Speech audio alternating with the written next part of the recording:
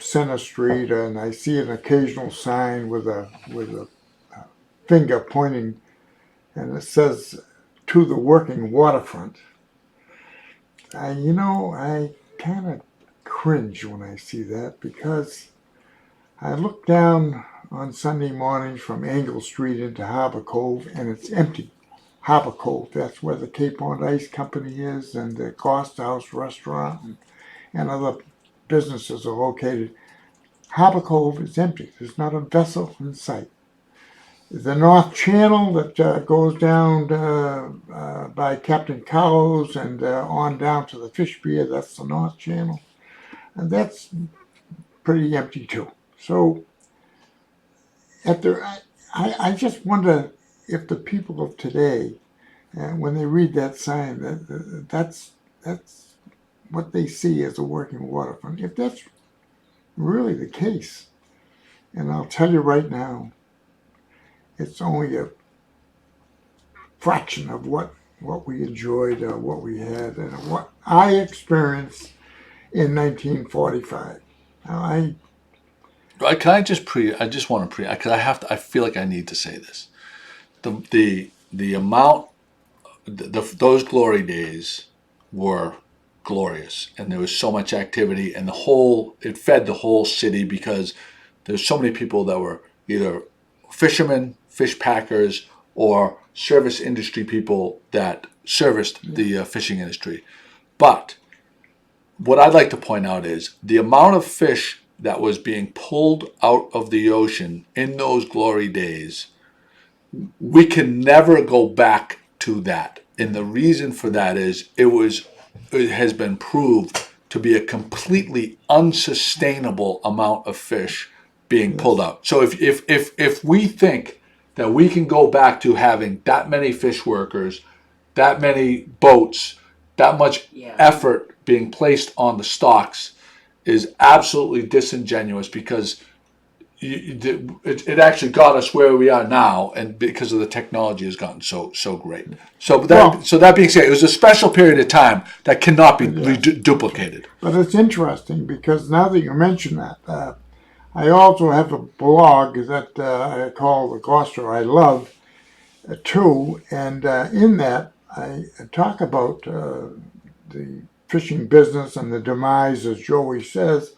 And I got a comment from somebody that said, well, wait a minute. What goes around comes around. That could all happen again. And, I didn't answer that person, but it's not going to happen again. It can never happen again for more than just one reason. It's not just the resource that's been fished out, if you will,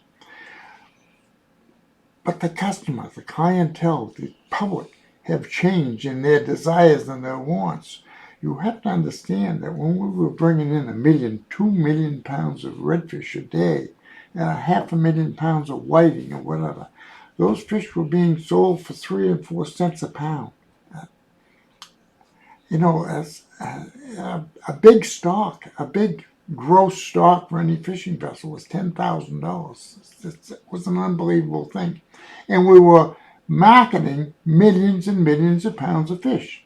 Now, that just can't happen again because we don't have a market for cheap fish. People are sophisticated. The customer has changed. They no longer want salt fish in a box with canned mackerel boiled in a vat down at Davis Brothers. Thousands of pounds of mackerel up. Open the can up 6 months later, and it's enough to drive you. Anyway, so the market has changed, the public has changed, the housewife demands something, microwave products and so forth. So all those factors combine, along with the diminished stocks, and we could see it even in my day, in 1945 and 50, we fished right close by, and we had a redfish market right here in Gloucester, and that moved to Cash's and further down to Brown's and finally to the Grand Banks. The earlier banks, redfish had buttons in them, which are parasites about the size of a dime. The women sat at candling tables with lights under under the table, and they, with clippers, clipped out those buttons, parasites. There were, if we moved from that quality of fish a little further, the fish got a little bigger, and we fished that out, and we went further down off in the Gulf of Maine, and then finally into Nova Scotia, and then on to the Grand Banks. All the time the fish were getting larger and larger, but they were also getting fished out. But aside from that, let's talk about the working waterfront, because anything that we have today does not even resemble what we experienced in 1945. First of all, the Gloucester Fisheries Association, in its heyday, listed in various periodicals memberships of upwards of 23 companies, 23 cutting houses around the periphery of the harbor. General Seafoods in Harbor Cove was the largest, but there was also Cape Ann Fisheries, and there was Gardens of Gloucester. Those were the big kingpins, but there were 20-odd other companies all spaced around the waterfront that all processed redfish. Now, a redfish for most people weighs about a pound. We'll say it weighs a pound. The rate of recovery on a redfish is a good rate is about 35 to 36%. In other words, there are two fillets, one on each side of the fish. Those two fillets represent a third of the fish. The head, the tail, the napes, the backbone, the guts, that's waste. That represents 2/3 of a redfish. So if there's 1 million pounds of redfish landed in one day, hopefully there's 35% recovery. The other 65% has to be dealt with. And in my day, in 1945, there were 2 dehydrating process companies on the Gloucester Fish Pier that worked 24/7 in season. There was a third dehydrating process plant owned by Gardens of Gloucester, which was a small plant, and the excess, they had a barge tied to the wharf, and once or twice a week, depending on the volume for the week, that barge took the refuse of redfish out beyond the breakwater and dumped it.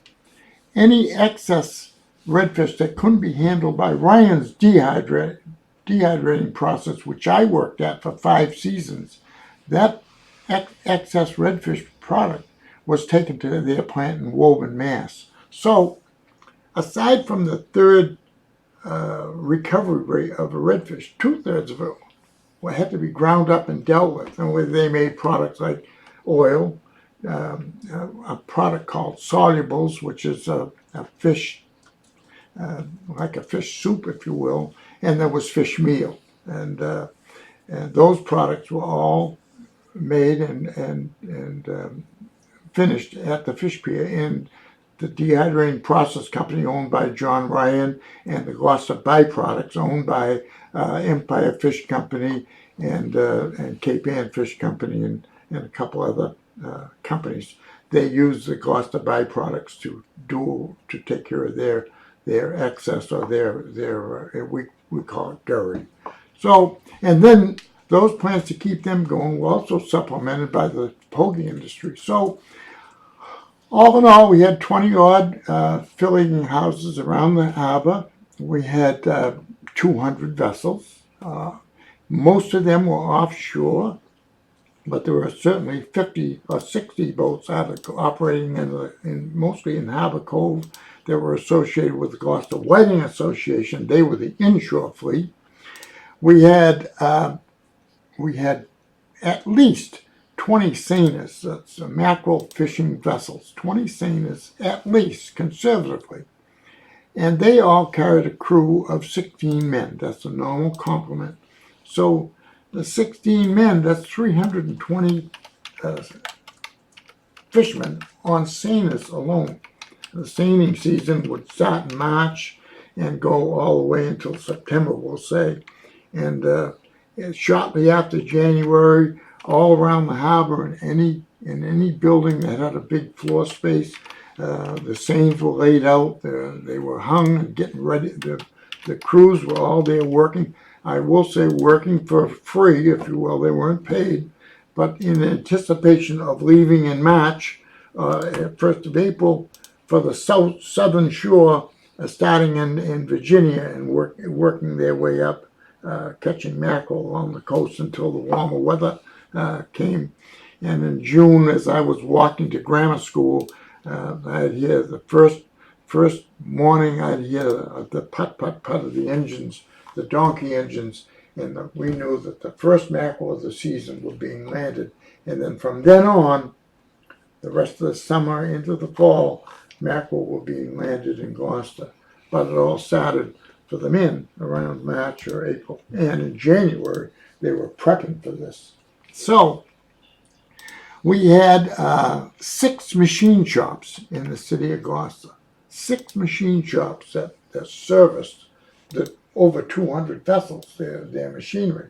Those 6 machine shops were at the Beacon Marine Basin, or Robinson's Marine Basin, or Alexander's Beacon Marine Basin today. That's operated originally by William A. Robinson, as I talked about it the other day. And then came Gordon's of Gloucester. Gordon's of Gloucester's machine shop was the biggest machine shop in the city. It's right square where Cruiseport is today. And it was a large, vast area. And it was a fascinating place as a little boy because everything was powered by belts and paraphernalia overhead.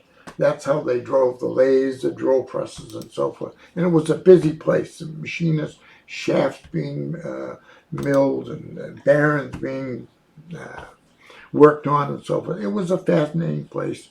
And a good friend of mine was a man by the name of Tony Alves, great guy. He lived up on Perkins Street, and he ran the parts department. And Gordon's of Gloucester was also the agent for the Atlas Imperial Marine Diesel, and that was an engine of choice in those days for most of the fleet. I'd say probably 40% of the fleet was powered by Atlas engines. So Tony Alves was a busy guy in the parts department, and which was adjacent to the machine shop. So we have Beacon Marine Basin, a machine shop. Gordon's of Gloucester had their own machine shop. Then we had Stoddard's machine shop on a place called Stoddard Way, which is off of Main Street, just up from, just down from the diner. And on the same side of the street, there's a little lane that goes up in there, and there's the building. Stoddard's was Stoddard's machine shop, and my grandfather worked and retired from there as a machinist. That's 3. Then down on what we now call Harbor Loop, but was then Wharf Street, we had the independent machine shop, which was operated by a man by the name of McKinnon, and my uncle John Stickland worked there as a machinist. In back of that was Gloucester Machine Shop, which was owned by the Shores family from East Gloucester, and their son-in-law owned and operated that machine shop. And that shop took care of most of the gillnet fleet from the East Gloucester, the Shores, and the Michigan Bears. What's that? They called them the Michigan Bears. Yes, the gillnetters, yes, okay. Well, there were Tigers, the Shores, the Worrells, the Arnolds, the Michigan Bears. They all came to Gloucester from Michigan. And when there was a lull in the fisheries in the Great Lakes, they brought their boats over the road and so forth. That's another story. But anyway, and then the 6th machine shop was on John J. Burke's Wharf, which was a busy, busy place. And that in itself is a story. That machine shop was operated by a friend of mine and a boat owner also. His family, his father was Nelson Amiro, I believe. It was Nelson Amiro who had the Doris F. Amiro built, and she tied up at John J. Burke's Wharf Complex. And Barney Amiro, or Bernard, but we called him Barney, who was a master mechanic. He had a machine shop that serviced mostly all of the fleet that John J. Burke's facility service. And so Barney and Merrill was a six machine shop, and it took six machine shops to service the fleet of vessels we had at the time. And it was just a busy place. And as a little kid, now just as an aside, a friend of mine is a man by the name of Eric Ronberg. He's now the curator of the marine curator at the Cape Ann Museum. Eric is a wonderful guy and a very talented model builder. He builds models that are in the Smithsonian Institute. He takes commissions for hundreds of thousands of dollars. They're first-class model builder. Well, anyway, Eric is now the curator of the Cape Ann Museum. His father, Eric Ronberg Sr., was a master rigger. And he's a Swedish man, I believe, and he goes back to the Merchant Marine in Sweden, and he learned how to splice and all that business. So he became a rigger, and he had a rigging shop next to Barney and Merrill's machine shop on John J. Burke's Wharf. Well, Eric's father was just a real gentleman, just a nice man, very kind and considerate. There were some wonderful people, and that's another story I want to touch on. There were some wonderful people working on the waterfront. Eric Ronberg's father was one of them. Well, Eric Ronberg was a little boy, 3 or 4 years old, and I am about 10 years older. I was probably 12 or 14, and Eric's father asked me if I would babysit or watch his son while he worked on a vessel tied in front of the wharf complex. The vessel was a vessel by the name of the Bright Star. It's about a 75, 80-foot vessel, a beautiful thing built at the James shipyard by James's son-in-law, Fred Head. It was the last vessel that was launched from the James shipyard in 1947. And thank you. And Eric's father was the rigger, and he rigged all the wires and the ladders and all the rigging that is associated with a scallop. She was a scallop vessel, and I was the babysitter for young Eric. And I remind him to this day when I talk to him. I have a great picture of Eric, and I say, I was your babysitter. You remember that? Well, he's just a real number one guy, and we're friends to this day. I want to just tell you one little story here. I can't be certain of the time, but about, we'll say 10 years ago, Eric called me, and he said, Ron, I have a commission to build a vessel, and he's talking about a model now. He says, I have a commission to build a vessel, and I'd like to ask you a few questions if you're familiar with the vessel. And I said, well, which one is that? I'm ahead of my story. He called me and he said he had a commission to build a vessel. And did I have a suggestion as to what vessel was probably the most important vessel built in the 1940s in the Essex shipyard of Dana Story? And I thought a minute and I said, yes, I do. I have an excellent example that you could build. And the name of that vessel is the Kingfisher. And he said, oh, the Kingfisher, yes. So he said, well, I'll research it and so forth. Now, the story on Dana's story is Dana, and by his own admission, went to Naval Architectural School at MIT, but he and the academic side of naval architecture did not blend well, and he was, after a couple of years, was asked to leave. And so he left, and he eventually went in business for himself, and he built 7 or 8 vessels, 8 vessels, I believe, in the 1946 through 47 era. And one of the first vessels he built, as I speak here, is a vessel by the name of the Benjamin C, which is yours truly, Joey Shemitau's grandfather. Well, anyway, so he, about a month later, he called me again, and he said, I've been to MIT, and Dana Story, even though he was asked to leave, had a passion for MIT in his late years, and he donated some pictures and diagrams and so forth of the kingfisher. So I have an entire file on the kingfisher, and I'm going to build it. So he did, and 6 or 8 months later, he called me again, and I went down to his studio in the shop in the Whistle Stop Mall in Rockport, and there was this beautiful model of the kingfisher, and he asked me some questions, and I was very familiar with the vessel. I put water aboard there as a 12-year, 14-year-old boy, and I knew a lot of about the nomenclature of the vessel and the power and the engine, the type of engine, and the deck equipment and so forth. So I was able to help him a little bit, and then he showed me a series of pictures, about 85, of every stage of the building of the Kingfisher in Essex, starting with the owner, Larry McEwing, and the shipbuilder, Dana Story, looking down on an architectural plan of the vessel, from the laying of the keel to the launching of the vessel to the vessel leaving on July 3rd, 1947, out of Gloucester Harbor on its maiden trip. So here he has a series of pictures, the 8x10 glossies, and I'm just drooling over this whole thing. And I said, Eric, if I could just copy those pictures. Well, somehow we get off the subject. About a week later, he called me. I come down, I have something for you.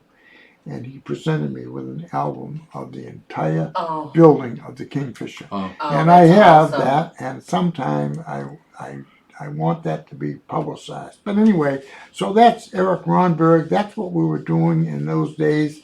But I want to tell you that the workforce on the Gloucester Water. First of all, let's talk about who propelled this city. Who was the people that were the economic engine for the entire city. And I've got to tell you, there are wards 2 and 3. Maybe a few Gilnetters and so forth in East Gloucester. But 2 and 3 were the nucleus, the important segment. All of Portuguese, and I was corrected the other day by a Portuguese man, it's not Portuguese, all of the Portuguese population was located in Ward 2. That's my ward, where I grew up.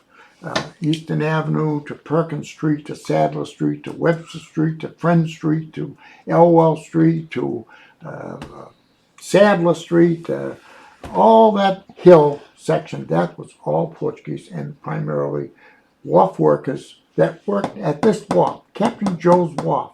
The Portuguese people, I can see them now, coming down Fair Street, coming down Webster Street, walking through Cross Street, up the hill to get here to go to work, and get home to get a sandwich. And as soon as they ate that sandwich, they were back down those roads, all to come back to work here. My uncle worked here, in fact, probably just down the wharf here on the nailing machine when I was a little kid.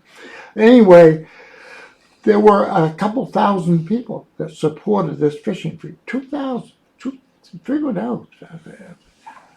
Wharf workers, machinists, shipbuilders.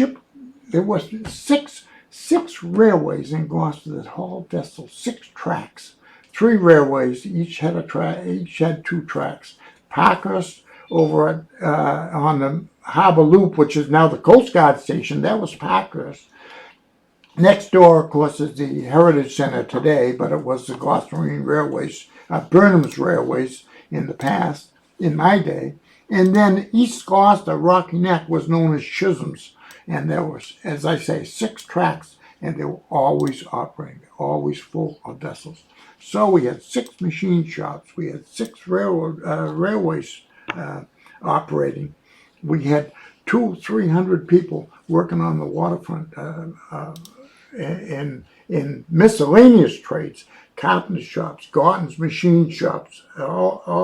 Gorton's was a vertical company in those days. It It's not a vertical company today. Gordon's built the vessels, they hired the fishermen, they bought the trips of fish, they processed the fish, they marketed the fish. That's called vertical. In 1954, there was a whole change. And in 1947, they built the largest vessel for themselves that they, in their entire history, a vessel called the Mother Ann. The intention was to build 2 more vessels similar to the Mother Ann to supply Gardens of Gloucester with redfish during the redfish boom. After the Mother Ann was built, the other 2 vessels' orders were canceled. It was at that point in time, in 1947, that they were experiencing a different marketing experience. Now that's an interesting story, because in the 1930s, our dory trawling business waned. It was on the way out because of the advent of the diesel engine, and I call that era our own Gloucester Industrial Revolution. Well, we transitioned from sailing vessels and salt fish to frozen fish, fresh fish, and diesel-powered vessels. That was the big transition. However, the codfish products and the saltfish products that were manufactured did not just go away overnight. They continued on. How did they continue on?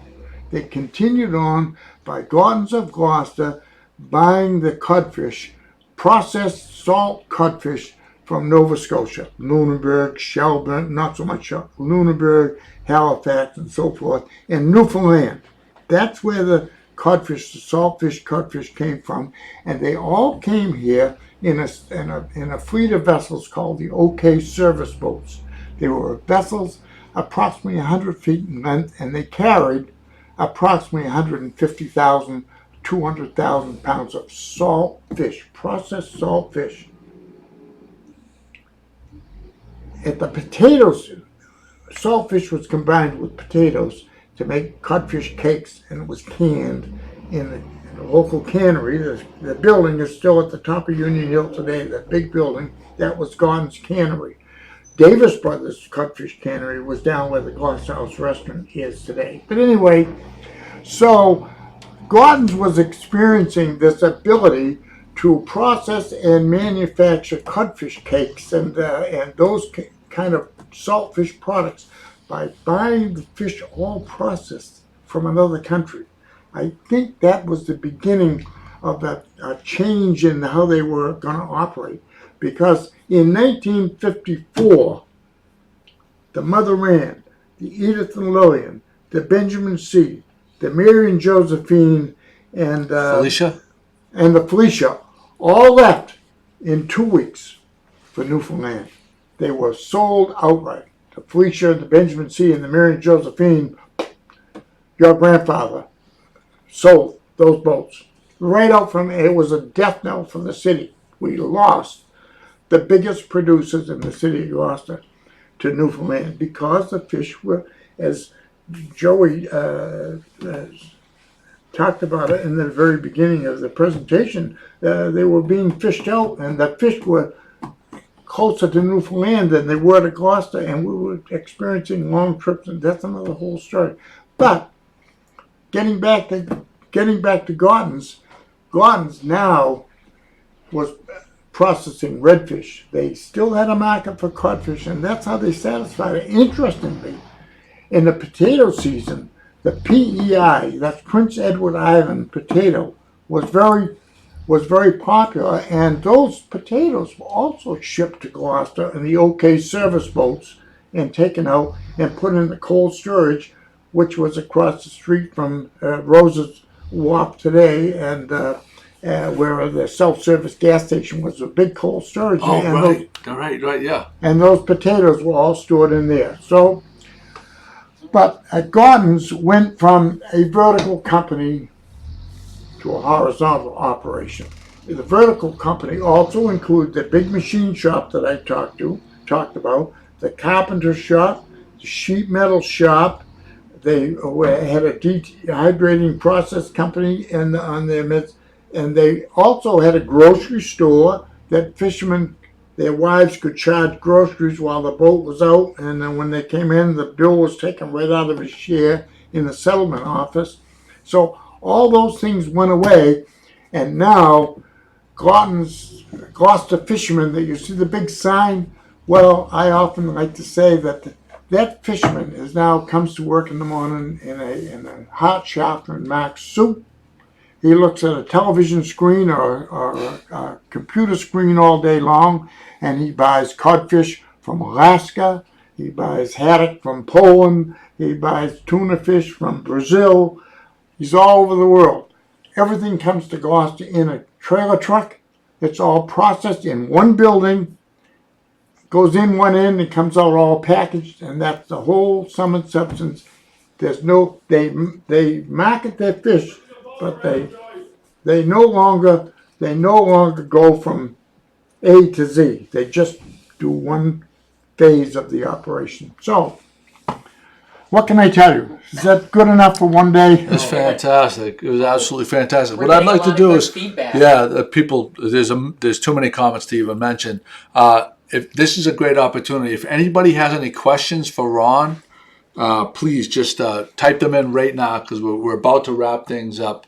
But these are great. Another segment we're going to do is the old bar rooms of Gloucester. We're not going to talk about that. We're not going to talk do that today. No. We're going to talk about that. I had another one time. question. When you were saying the redfish, the byproducts, and everything that they were doing, and they were creating all these different things, and they were shipping it out. What do you mean? Where did it go? All over the country? A certain area? In the case of the byproducts, I worked at John Ryan's dehydrating process summer of 1951, and for the next 5 summers while I went to school in Boston, it was a seasonal operation.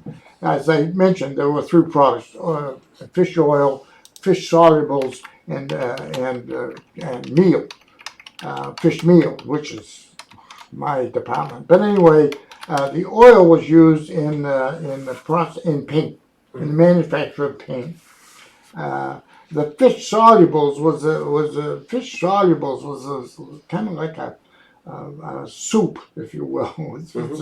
The fish were broken down in evaporators, which were vertical steam tanks and so forth, and it was kind of like a mush, if you will. Bones and everything became mush with water, and that was fed to farm animals, so as an additive to a herd of cattle or pigs or whatever. And of course, the fish meal was an ingredient in fertilizer, and also was used, as I have been told, as an additive to chicken feed. So, well, it was a big business. I can see it. So it's I'll farmed tell out. you one little interesting story. You asked about the oil. We had a tank on the at the end of the fish pier. It's gone now, of course, but it's a big tank that held 10,000 gallons of fish oil, and it had a big pipe that came out of the bottom with a valve on it, and in fact 2 valves. And this tank was 10,000 gallons. Well, we were resting one day, and they wanted us to clean up the yard, and we're raking up this and that, and an employee, anyway, he was operating the forklift truck, and got the forklift underneath the wire, the pipe, and don't you know, he snapped it off, and the oil, I can see the oil now blowing out of that tank for 10 feet out onto the well. The whole fish pier was covered with fish oil. Jeez. And they had Hagstrom, the contractor, was down there with truckload after truckload of sand and gravel to absorb that mess. People that have moved here in the past, 25, 30 years, and hadn't visited here prior, have no idea what the stench. No, listen, what the stench from the dehyde gave in this entire area. I mean, it was far-reaching stench that, like, if you see the area around, where Portuguese Hill, I guess you would say, or parts of East Gloucester, we see those houses are not necessarily like the fanciest houses in town, because it was an ungodly smell from that the dehyde plant gave out. And another story was the harbor. What they did with the waste of this fish back then, with the dumping into the harbor of the oils and the fish and stuff, there are people that tell me that lived on Rocky Neck that before they stopped using the dehyde and stuff like that, there was literally all the walls around the harbor were just covered and coated in gristle and Joey. Are we gonna talk like the Joe Gallen, or are we gonna talk about realistic? Because you're the guy that's the realist guy. Is that true or not? Listen. Tell me, is that true or not? Are we gonna talk about how? Are we just gonna talk about Fantasyland? Was it true or not? I don't. It wasn't stinky. It wasn't stinky back then. I can tell you. Yes, sure was. Okay. Yeah, but hey, we weren't making roses down there. We were. I'm just saying. Yeah. Right. We do have a question. Manchester by the sea, Gloucester by the smell. Correct. There you go. We do have a question from Rich Bean. Was fish oil used in the paint factory? Was fish oil used in the paint factory? In the manufacturing. Not to my knowledge. The fish oil was. I worked there 5 years, and I never heard of any kind of consumption by a local paint factory. Can you tell us? So, at the dehyde, what were some of the byproducts that were made from the pogies? Because I know some of them was used in cosmetics, right? Yes. What else? And the fish scales, that was the big item. And I went pogie seining, by the way, and so we would pump out pogies, and the scales would come off. Well, the scales went one way, and so forth and so. Anyway, and heron scales also. And the heron scales, the pogie scales, were saved in plastic. You've seen those plastic bushel baskets. Yes, bushel baskets. Well, back then they were probably wire, but yeah. And, in the case of St. Anthony, which I took my boys out on for all summer long and so forth, we would come in the morning, 15 to 20 bushel baskets of scales. Those scales were used in the jewelry business. I've understood. They were iridescent. They had an iridescent quality about them, shiny quality. And what did they do with the oil that was pressed out of them? What was that used for? That oil was used for the manufacture of paint, not in Gloucester, but that's what I've been told. Manufacture of paint and also some pharmaceutical applications to it also. But and what about the mink food? Well, now wait a minute. The mink food, that's a little different thing. Okay. Let's get to it. That's mink food. In fact, I'll give you an example. In 1946, Monson's Boatyard at the right across from the bank on Parker Street today, where that's a brand new complex. But there was a big building there, and taken over by Herman Monson, and right after the war, and he manufactured and built. He built couple hundred lobster boats for the lobster boat industry, but he also built some smaller boats, inshore boats, one of which was a boat called the Minquette. The Minquette was a little side trawler, and it was built by a mink farm, and the whiting that it caught was used exclusively to feed their mink, whatever. And so whiting in not just the refuse, but the fish itself, raw fish, was used as mink food. Wow. Okay. Wow. And there were other whiting draggers that sold their product for that reason. Yeah. Any other questions you have? I think we're good, Ron. I think Okay. we're good. I brought you some water. I don't even Yes. think you've tried it, but I could see you had a good run there. Yeah, but listen, I want to, just as a preamble, when we get together sometime in the future, we're going to have a little discussion on the dens of iniquity that were. Oh. That's what a lot of people. So we got a lot of comments. Yeah. Tina Greel. A lot of these people are looking forward to hearing. Who is it? Tina Greel. Tina Greel on Wise Place. Yes, I know Tina. She's looking forward to hearing the stories Yeah. about the old bar dens of iniquity, as you Maggie said. Wallace is sucking of blood.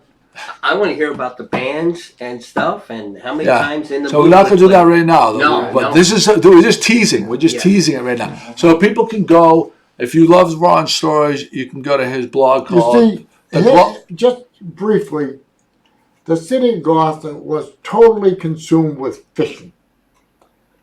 There were thousands of people that worked in the industry. They came mainly from wards 2 and 3. That section, and it encompassed from the fort and Washington Square and Gould Court and Granite Street all the way to Eastern Avenue where I live. That area, those people, well, they worked 5 days a week, 5.5 days a week, mostly 5, but they also worked nights. They worked hard.